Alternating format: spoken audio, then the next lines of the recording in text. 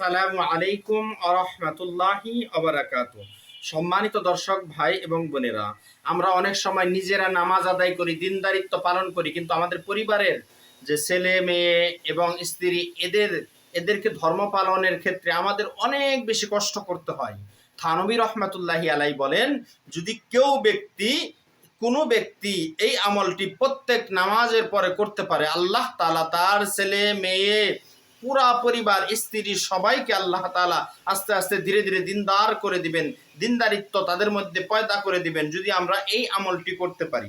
আমলটি হলো প্রত্যেক ফরজ নামাজের পরে একবার করে এই দোয়াটি যদি কেউ পাঠ করে, আশরাফ আলী থানবী রহমাতুল্লাহি আলাই তার কিতাবের মধ্যে উল্লেখ করেন যে ওই ব্যক্তির সন্তানাদি নাতি পুতি পরিবারের সদস্য সকলেই দিনদার হয়ে যাবে, আল্লাহ তাআলা তাদেরকে দিনদার করে দিবেন।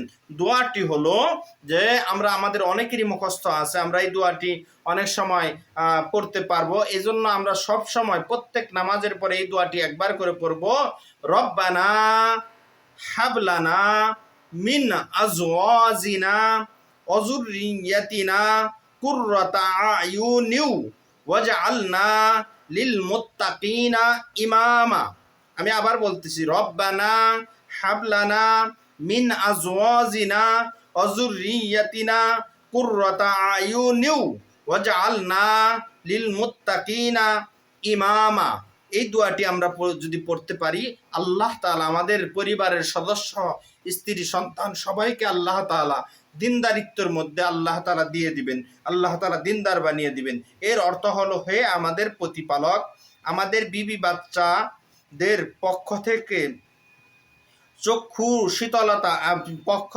চক্ষু শীতলতা দান করেন এবং আমাদেরকে খোদা বিরুদের ইমাম বানান। অতএব এই দোয়া যদি আমরা করতে পারি,